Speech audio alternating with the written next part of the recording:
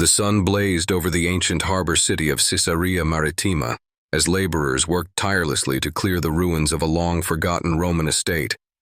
Among the debris, a merchant named Zara stumbled upon a peculiar chest. Dust-covered and adorned with the insignia of a Roman eagle, the chest seemed to have been deliberately hidden. Intrigued, Zara pried it open to find a bundle of aged scrolls sealed with wax. At first, he considered discarding them, assuming they were mundane records. But upon closer inspection, he noticed the name Julia Flavia etched into the wax seal, a name linked to Roman nobility. Zara carried the chest to Miriam, a historian known for her studies of the Roman Empire. She was immediately captivated. As she carefully unrolled the first scroll, her hands trembled. The language was Latin, and the tone suggested urgency. Miriam's eyes widened as she read the opening lines. "To my dearest cousin, Emperor Titus, these are the events I witnessed in Jerusalem during the Passover of the year 33 AD. These truths, I fear, will change the course of history." Miriam felt her breath catch. This wasn't just a historical account, it was a personal testimony. As she translated further, the details grew more haunting. Julia described a man whose presence unsettled even the most powerful Romans, and whose fate would ripple through centuries. What secrets did these scrolls contain? Miriam knew she had to uncover them all. Miriam worked late into the night, carefully translating the brittle scrolls. Julia Flavia, the niece of Emperor Vespasian and cousin to Emperor Titus, was a figure of considerable influence in the Roman Empire. Her writings suggested she was sent to Judea under the guise of political observation, though her true role was far more nuanced. Julia's scrolls revealed a tumultuous Jerusalem during the Passover. The city was teeming with pilgrims, Roman soldiers, and rising tensions between Jewish leaders and Roman officials. Amidst this chaos, Julia became a silent observer. Her mission was to report back on the growing unrest, particularly concerning a man named Jesus of Nazareth. The scrolls detailed Julia's impressions of Judea, a land starkly different from Rome. The people's resilience and their unwavering faith struck her as extraordinary. Julia's role required her to blend in, attending religious gatherings and observing the interactions between locals and Roman authorities. Through this, she first heard whispers of Jesus, a preacher and healer whose teachings had captivated the masses. Julia wrote, "The man they call Yeshua is unlike any I have encountered. Though he moves among the commoners, his presence commands a reverence I cannot explain. He has stirred both awe and fear, and his name is spoken in tones both hushed and fervent." Miriam's heart raced as she realized the significance of these accounts. Julia had witnessed the events leading to one of history's most pivotal moments, and now, centuries later, Miriam was the first to rediscover them. Julia's account opened with a letter addressed to her cousin, Emperor Titus. The tone was grim, and her words carried a sense of urgency. "To my cousin Titus, you must know what I have seen. I am compelled to tell you, not as a loyal servant of Rome, but as one who has borne witness to something inexplicable. I fear this letter may never reach you, but if it does, understand that what I reveal will challenge the foundation of everything we believe in Rome." Miriam felt chills as she read the letter, which detailed Julia's impressions of a man unlike any she had ever encountered. Julia confessed that her initial curiosity about Jesus had been purely intellectual. Sent to Judea by her father to observe and report on political instability, she had viewed Jesus as just another rabble-rouser. But this perception changed the moment she first saw him. Julia described attending a gathering near the Mount of Olives. He was addressing a crowd of hundreds, perhaps thousands. His voice was not loud, yet it carried. Every word seemed to strike the heart as if spoken directly to each person. I expected to see someone grand, imposing, but what I saw was a man of simplicity. Yet his presence commanded a reverence that made even seasoned Roman officers uneasy. The letter closed with a cryptic warning. "I write this not to glorify him, but to warn you. There is a power here that Rome does not understand, a power we cannot control." Miriam paused, realizing the profound implications of Julia's words. Julia Flavia's placement in Judea was strategic, though cloaked in subtlety. As the niece of Emperor Vespasian, her presence among Roman officials served both political and observational purposes. Judea was a region simmering with unrest, and Julia's role was to gather intelligence while avoiding direct involvement. Her status as a noblewoman gave her access to private conversations and high-level strategies, while her anonymity allowed her to witness events unnoticed. She wrote of her initial observations, "Judea is a land of contradictions. Its people are fiercely devoted to their faith, yet divided among themselves. They speak of a Messiah, a Savior who will liberate them from our rule. It is both fascinating and troubling to see how deeply their faith shapes every aspect of their lives." Julia's writings indicated that she was skeptical of the Jews' messianic hopes. Like many Romans, she dismissed the idea of a single man overthrowing the might of the empire, but her perception began to shift as she observed the growing influence of Jesus. "Unlike the zealots who preach rebellion, this man speaks of love, forgiveness, and peace. Yet his words carry a subtle defiance, a challenge to the power we wield. It is no wonder the leaders here fear him." Miriam noted how Julia's tone began to change. What started as detached observation became increasingly personal. Julia's curiosity about Jesus evolved into something deeper, a sense of unease, as though she was witnessing a force that defied explanation. One of Julia's most vivid accounts described an incident in the Temple of Jerusalem. She had accompanied a group of Roman officials to observe the Passover preparations when she witnessed an event that left her shaken. She recounted, "The temple was bustling with merchants and money changers, their stalls overflowing with goods.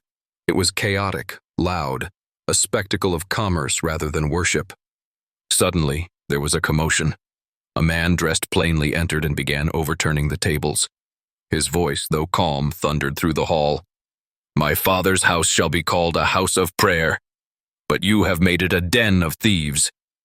Julia described the man's presence as electrifying. The merchants and money changers fled without resistance, as though compelled by an unseen force. Even the temple guards hesitated, their hands hovering near their weapons but unwilling to intervene. His gaze swept the crowd, and for a moment our eyes met. It was as though he saw through me, into the very depths of my being. I felt exposed, as though every secret, every sin was laid bare before him. Yet there was no judgment in his eyes, only an overwhelming sense of compassion. The incident left Julia deeply unsettled. She began to question her beliefs, her loyalties, and the very foundation of the Roman worldview. Julia's scrolls provided a rare and detailed description of Jesus' physical appearance, one that defied the idealized depictions Miriam had seen in religious art. Julia wrote, "He was not remarkable in the way we Romans think of leaders. His features were those of the people of this land, dark skin, weathered by the sun, and a rugged appearance that spoke of a life spent outdoors. His hair was dark and wavy, often unkempt, framing a face marked by humility and strength. Julia described his eyes as the most striking feature. They were deep brown, filled with an intensity that I cannot describe. It was as though they carried the weight of the world, yet radiated a peace that seemed unshakable." She continued, "His face bore the signs of a simple life, lines etched by time and toil, but his expression was unlike any I have ever seen. There was no arrogance, no hunger for power, only a quiet confidence that seemed to come from a place beyond this world." Julia noted that while Jesus did not fit the Roman ideal of beauty or grandeur, there was an undeniable magnetism about him. People were drawn to him not because of his appearance, but because of the way he made them feel, seen, valued, and loved. Julia's writings turned from the physical description of Jesus to the inexplicable events she began to hear about, stories of miracles that defied reason. At first, these accounts were passed off as the exaggerations of desperate people, but as the tales grew more frequent and specific, they became impossible for Julia to ignore. She wrote, "In Capernaum, A nobleman claimed his dying son was healed by this man's mere words. In Bethsaida, the blind have gained their sight, and the lame walk freely. These accounts are whispered in hushed tones among the people, yet they carry a strange consistency. Julia described a visit to a small village near the Sea of Galilee, where she overheard the story of Lazarus, a man reportedly brought back from the dead. This tale unnerved her more than any other. She wrote, "It is said that after 4 days in the tomb, this Lazarus emerged, alive and whole, at the call of Yeshua. I cannot fathom such a thing, yet the villagers spoke of it as fact, their eyes filled with awe and fear." She admitted to doubting these stories, but confessed a growing unease. If even a fraction of these tales are true, then this man is not merely a prophet or healer. He is something far greater. What unsettles me most is not the stories themselves, but the change I see in the people who tell them. They are filled with hope, a hope that defies the crushing weight of Rome. Julia's curiosity became an obsession, and she resolved to witness this man's power for herself. One moonless night, while strolling the outskirts of Jerusalem to clear her mind, Julia stumbled upon an unusual sight. A group of men huddled in the shadows of an olive grove, speaking in hushed tones. One of them stepped into the faint light of a lantern, and Julia's heart raced as she recognized him. It was Jesus of Nazareth. She quickly concealed herself, crouching behind a cluster of bushes to observe. The men appeared to be debating something of great importance. One of them, whom she later identified as Nicodemus, a Pharisee, seemed hesitant yet deeply engaged. Julia strained to hear their words, but the night wind carried only fragments. "What is born of the flesh is flesh. What is born of the Spirit is spirit," Jesus said, his voice calm yet filled with authority. Julia noted the way Nicodemus hung on every word, his face a mixture of doubt and yearning. She described the scene in detail. Though the others seemed ordinary, this man stood apart. His presence was commanding without being forceful. There was a serenity about him, as if he moved in harmony with something greater than himself. Yet beneath his peace, I sensed a profound sorrow, as if he bore the weight of something far beyond human comprehension. The meeting ended abruptly, and Jesus and his followers vanished into the night. Julia remained frozen, her thoughts racing. This was no ordinary teacher. What I witnessed was a man who spoke with an authority that even the learned Pharisees could not dispute. I felt as though I had seen the edge of a mystery too vast to grasp. Julia's scrolls took a darker turn as she recounted a dream that left her deeply shaken. She wrote, "The night after seeing him, I was visited by a vision unlike any I had ever experienced. I dreamt of Yeshua standing on a hill, surrounded by light so brilliant it seemed to pierce through my very soul. Yet his face was marked with anguish, his body weighed down as though bearing an invisible burden. In the dream, Jesus turned to face her, his eyes filled with a sorrow that seemed to reach into the depths of her heart. He spoke only one sentence, 'They do not know what they are doing.'" Julia woke in a cold sweat, her heart pounding and her mind reeling. She wrote of her confusion, "I have had dreams before, but none like this. It was as if he was speaking directly to me, warning me of something beyond my understanding. The sorrow in his gaze haunts me still." Julia began to feel an overwhelming sense of dread, as though the events unfolding in Jerusalem were part of a larger, incomprehensible plan. She confided in Lucius, a Roman commander she trusted, but he dismissed her concerns, urging her to remain focused on her duties. "Yet the feeling would not leave me," she wrote. "Something momentous was on the horizon, and I feared it would leave a mark on the world that no empire could erase." The sense of urgency from her dream drove Julia to take action, though she knew the risks. She sought an audience with Marcus Albinus, the Roman prefect overseeing Jerusalem. Marcus was a pragmatic man, loyal to Rome and deeply distrustful of anything that hinted at sedition. Julia chose her words carefully, framing her concerns in terms of political stability rather than personal conviction. "This man, Yeshua, is different," she told Marcus. "He is no zealot, no revolutionary. He preaches peace, not rebellion. If we act against him, we risk igniting a fire we cannot control." Marcus, however, was unmoved. He dismissed her warnings as the concerns of an overly imaginative noblewoman. "You misunderstand the nature of power, Julia," he said. "A leader cannot afford to appear weak, especially here. This man may speak of peace, but his influence threatens the order we have established. Rome cannot allow such a man to rise unchecked." Julia left the meeting feeling both frustrated and powerless. She confided in her scroll, "I have always believed in the strength of Rome, in its ability to endure, but for the first time, I wonder if we are not the ones who are fragile, clinging to a power that cannot stand against the truth this man represents." Her attempts to intervene seemed futile, but deep down, she knew she could not remain silent. The air in Jerusalem grew heavier as the Passover festival approached. Julia sensed the tension in the streets, where rumors about Jesus swirled like an impending storm. Despite her warnings, Roman authorities kept their focus on maintaining order, dismissing the whispers of rebellion. One evening, Julia witnessed something that confirmed her fears. From her chamber overlooking the Roman garrison, she noticed a lone figure entering the gates. Cloaked and moving swiftly, the figure was met by a Roman officer who escorted him inside. Julia's curiosity grew when she saw the figure's face. Judas Iscariot, a man she recognized as one of Jesus' disciples. She watched from the shadows as the two spoke in hushed tones, and a pouch of silver exchanged hands. Julia's stomach churned.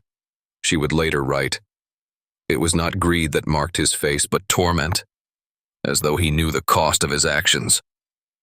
Whatever loyalty he had once felt for Yeshua was now consumed by fear or doubt. The betrayal set off a chain of events that Julia felt powerless to stop. That night, Jesus was arrested in the Garden of Gethsemane. Julia's scroll described the scene as relayed by witnesses.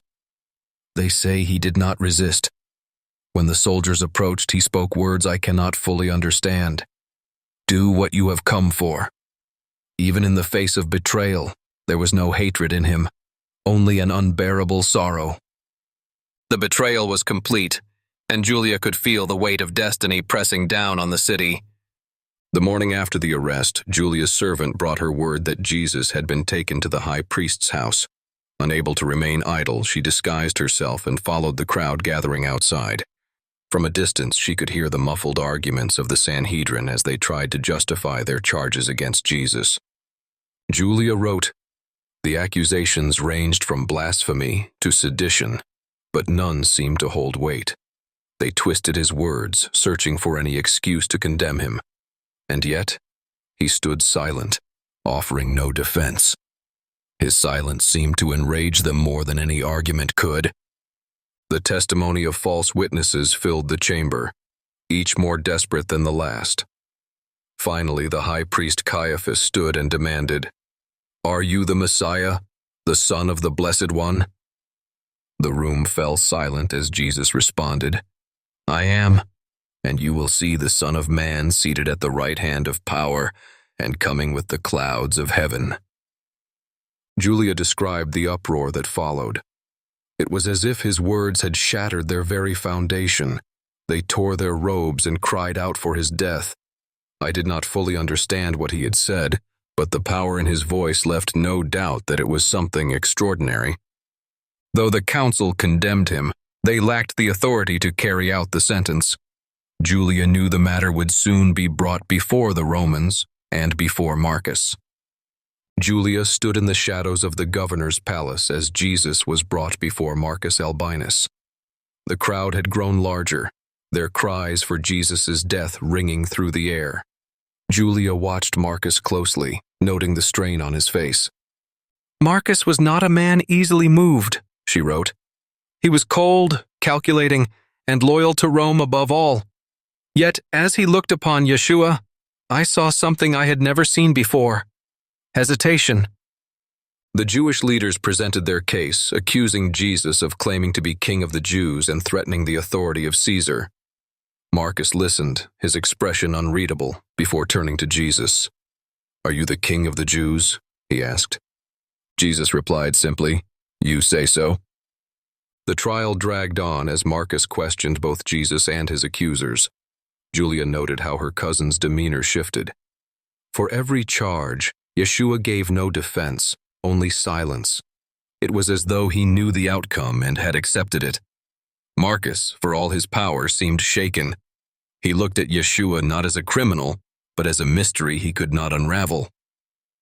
Despite his misgivings, Marcus was trapped. The crowd grew more restless, and the pressure from the Jewish leaders mounted. Julia watched helplessly as Marcus washed his hands before the crowd, declaring, "I am innocent of this man's blood. See to it yourselves." It was a moment that would haunt her forever. The night before the trial concluded, Julia made one last desperate attempt to intervene. She requested a private meeting with Marcus, using her status as a member of the Flavian family to gain access. She recounted her dream, pleading with him to reconsider condemning Jesus. "This is not an ordinary man," she told him. "If you proceed, the consequences will extend far beyond Jerusalem. This is not merely a political matter, it is something greater, something we cannot fully understand." Marcus listened, his expression weary but unmoving. "Julia," he said, "you let your heart cloud your judgment. My duty is to Rome, not to dreams. This man threatens order, and if his death will bring peace to this province, then so be it." Julia left the meeting in despair. She wrote, "I knew then that I had failed. Marcus was not a cruel man, but he was a man bound by the chains of power. He could not see beyond the demands of the empire." The next morning, as the sentence was carried out, Julia could do nothing but watch as destiny unfolded before her.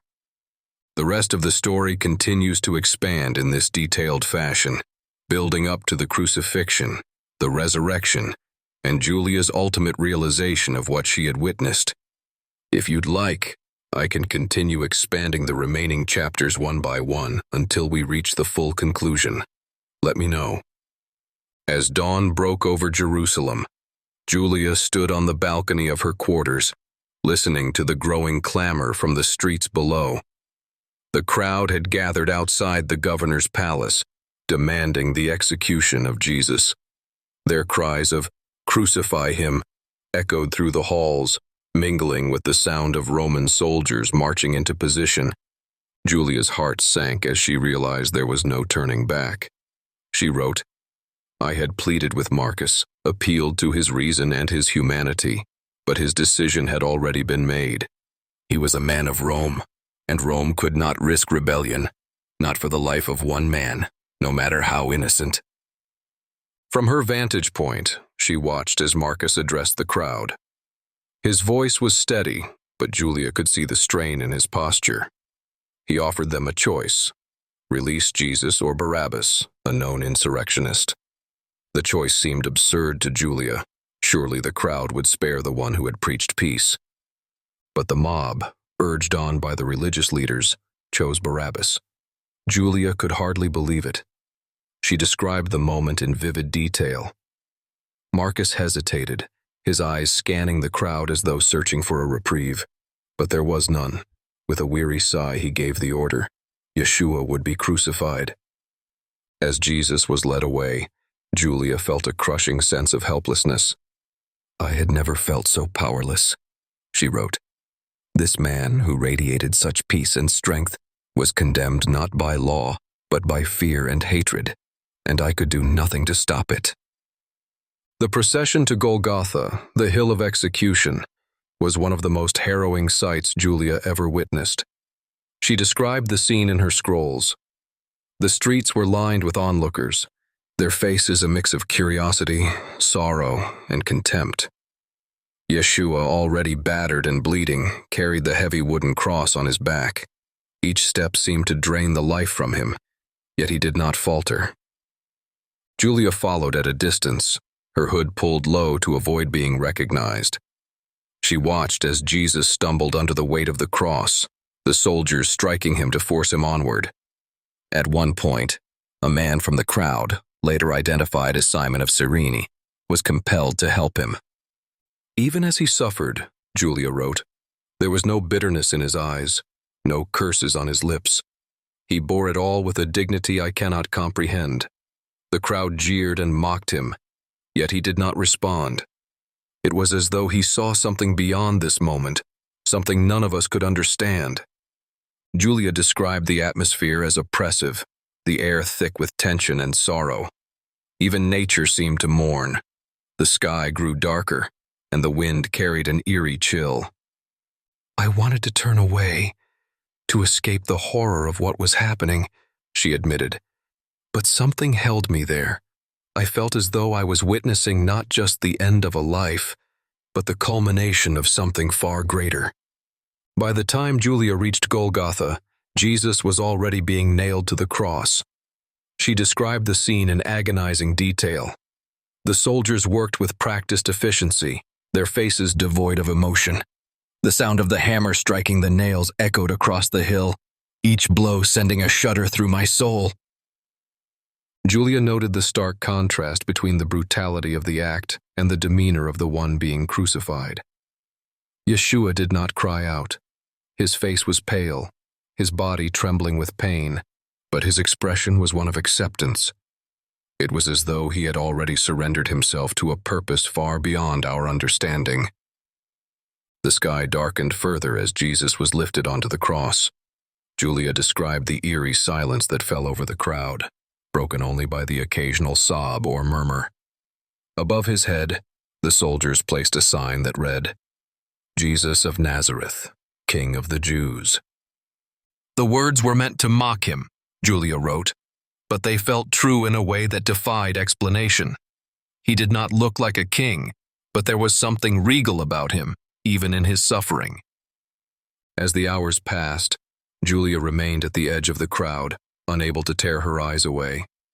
She described Jesus' final words, Father, forgive them, for they know not what they do. When he finally breathed his last, the earth shook, and the sky turned black. Julia wrote, It was as if all creation mourned his death.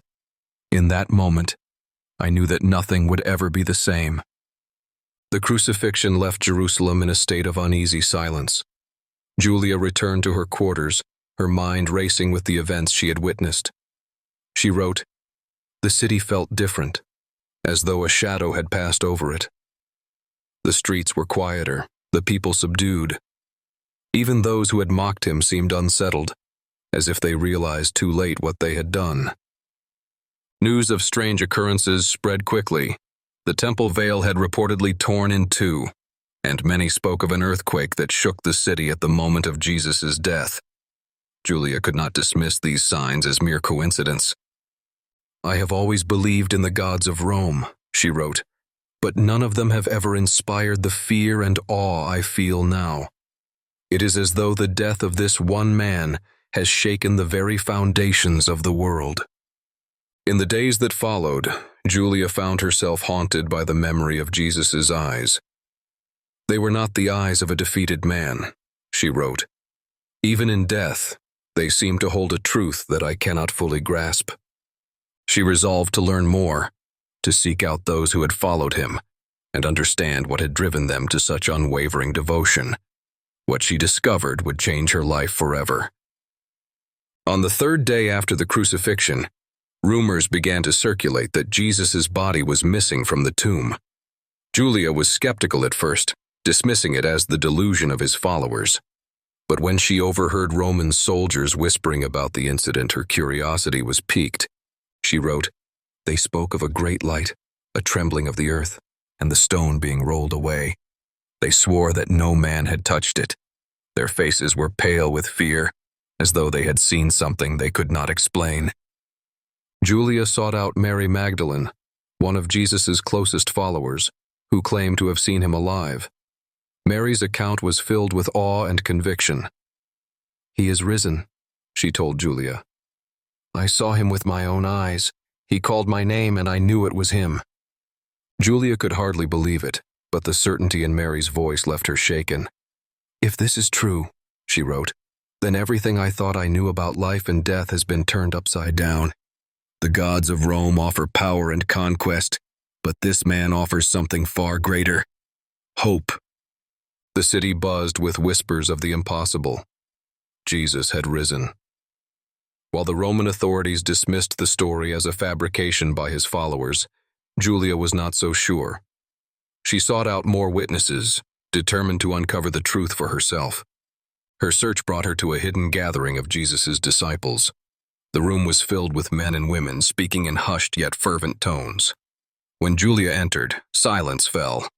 Though many regarded her with suspicion, one man stepped forward to address her. "You are a Roman," he said, his voice steady but wary. "Why are you here?" Julia replied, "I was there when he was condemned. I saw him die, and now I hear that he lives. I need to know the truth."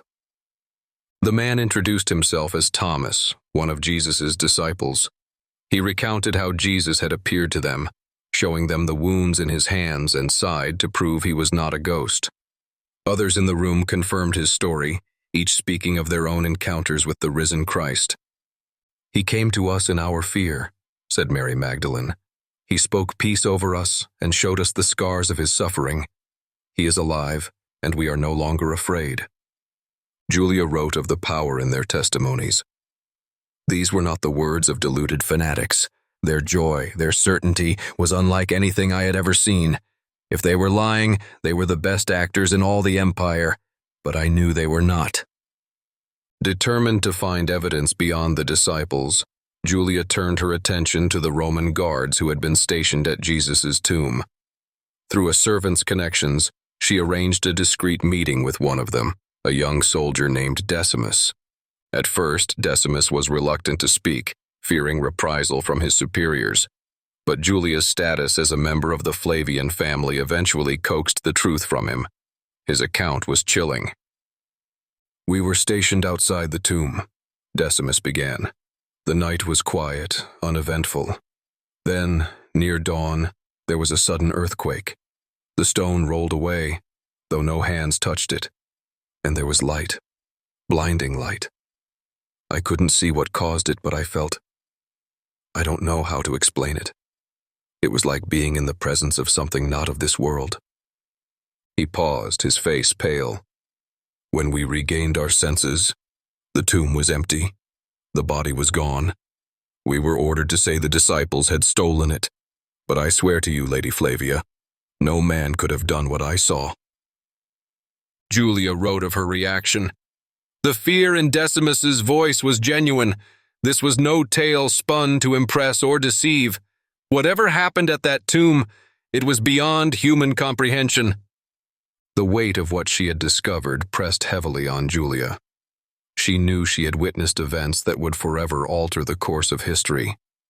Though she feared the consequences, she felt compelled to write to her cousin, Emperor Titus, to share what she had learned. In her letter, Julia recounted everything: her encounters with Jesus, the trial, the crucifixion, and the accounts of his resurrection. She urged Titus to consider the implications of these events, warning him that the faith of Jesus' followers was unlike anything Rome had faced before. "This is not a rebellion of swords and armies," she wrote. "It is a revolution of the heart. No force can quench the fire I see in these people. They believe with a conviction that makes the might of Rome seem fragile by comparison." Julia knew the letter might never reach its destination, or worse, that it could put her own life in danger. But she could not remain silent.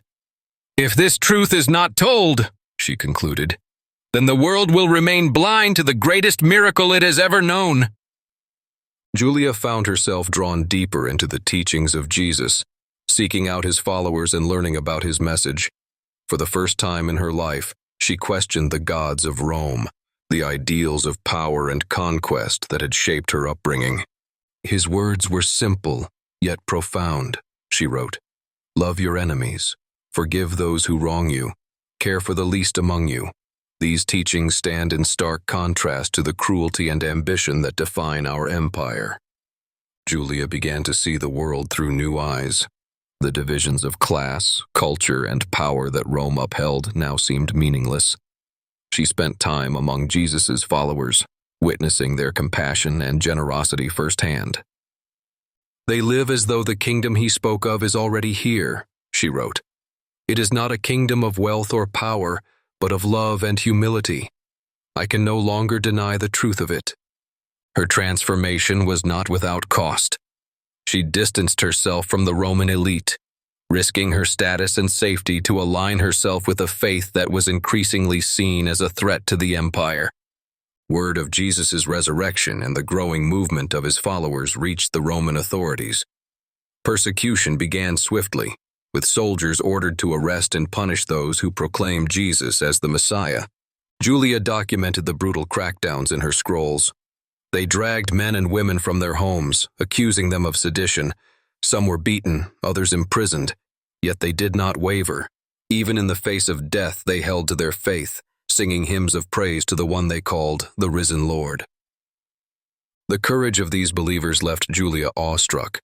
She wrote, "I have seen men die for power, for wealth, for vengeance. But these people die for love, for a faith that offers nothing but hope. It is a power Rome cannot comprehend, and that terrifies them." Julia's position as a noblewoman shielded her for a time, but she knew it would not last. The more she aligned herself with the followers of Jesus, the more she risked sharing their fate. In a quiet grove outside Jerusalem, Julia took a step that would solidify her transformation. She sought out Peter, one of Jesus' closest disciples, and asked to be baptized.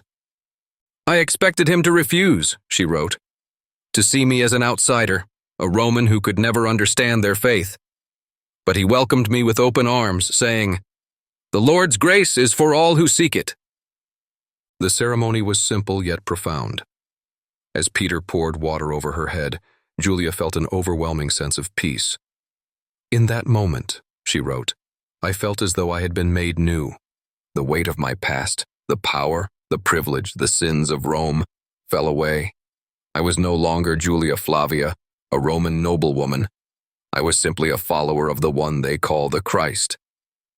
Julia's baptism marked the beginning of a new chapter in her life, but it also brought new challenges. Word of her association with the followers of Jesus began to spread among the Roman elite. Whispers of her betrayal of Roman ideals reached her family, and soon, Julia was summoned to meet with her father, Flavius Sabinus. Sabinus, a man fiercely loyal to the empire, was furious. "What have you done, Julia?" he demanded, pacing the marble floor of his villa. "Do you realize the shame you have brought upon our family, associating with these rebels, proclaiming allegiance to their crucified king?" Julia stood firm, her voice calm but resolute. "They are not rebels, Father. They are seekers of truth. Yeshua was no threat to Rome. He was a messenger of peace and love." Her father's anger boiled over. "Love will not protect you from the wrath of Caesar. Do you not see? This faith of yours is a threat to the very foundation of our power. If you continue down this path, you will be cast out, not only from our family but from Rome itself." Julia's heart ached, but she knew there was no turning back. "I will not renounce what I have seen and felt," she told him. "If Rome cannot tolerate truth and love, then perhaps Rome is not as strong as it believes." The confrontation ended with her father disowning her. Julia left the villa that night, knowing she had lost everything she once held dear. Yet, she felt a strange sense of freedom. She wrote, "The chains of Rome have been broken, and though I am alone, I am no longer bound by fear." Though Julia had lost her family and status, she gained a new purpose. She began traveling with the followers of Jesus, sharing her testimony and recounting the events she had witnessed. Her first-hand account of Jesus' trial, crucifixion, and resurrection captivated those who heard it. "I speak not as a Jew, nor as a believer born into this faith," she wrote, "but as one who has seen with her own eyes the power and truth of the risen Christ. My past as a Roman noblewoman matters not. In his kingdom, all are equal." Julia became known among the early believers as a passionate and fearless witness. She accompanied Peter and John as they preached in Judea, often facing hostility from Roman officials and Jewish leaders alike. "There were moments," she admitted, when I feared for my life. The threats, the jeers, the stones thrown at us, they were reminders of the cost of following the way. Yet I felt a peace that surpassed all understanding. Even in the face of death, I knew I was walking in the light. Her efforts bore fruit. Many who heard her testimony came to believe, moved by her sincerity and the undeniable power of her story. Julia's role in spreading the message of Jesus marked her as a pivotal figure in the growing movement. The persecution of Christians intensified as the message of Jesus spread beyond Judea. Julia wrote of the horrors she witnessed: homes burned, believers imprisoned, families torn apart.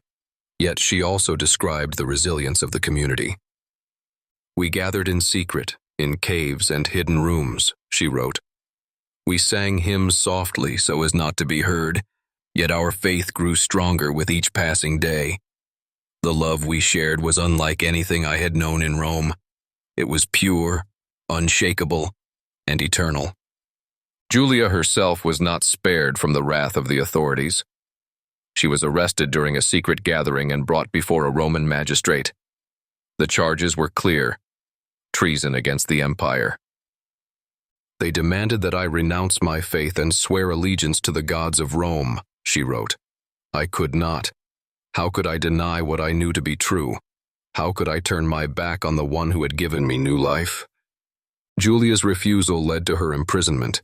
Yet even in chains, she found ways to spread the message. She spoke to her fellow prisoners, offering them hope and recounting the story of the risen Christ. "They can bind our bodies," she wrote, "but they cannot silence the truth." During her time in prison, Julia experienced a vision that strengthened her resolve. She described it in her final scroll. "I was alone in my cell, the air damp and heavy. As I prayed, a light filled the room, brighter than the sun yet gentle on my eyes. In the midst of the light stood Yeshua. His face was serene, his wounds visible yet no longer a source of pain. In the vision, Jesus spoke to her. 'Do not be afraid, Julia. The suffering of this world is temporary, but the joy of my kingdom is eternal. You have been faithful, and your testimony will bear fruit for generations to come.'" Julia awoke with a renewed sense of purpose. She wrote, "I do not know how much longer I will live, but I am unafraid. I have seen the glory of the risen Lord, and I know that his love conquers all." Her vision spread among the believers, offering them hope in the face of persecution. Julia's story did not end with her imprisonment. According to tradition, she was martyred for her faith, refusing to renounce her belief in Jesus.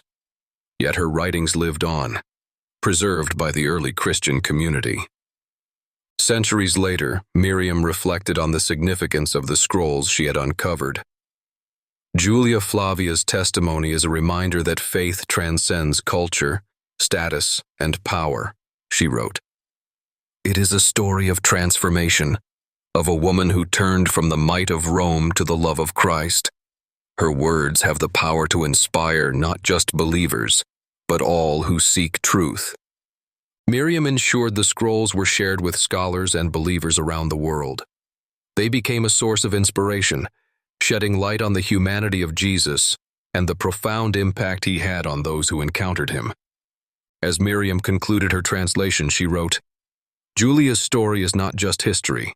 It is a testament to the enduring power of love, sacrifice, and faith. It reminds us that even in the darkest times, light can shine through."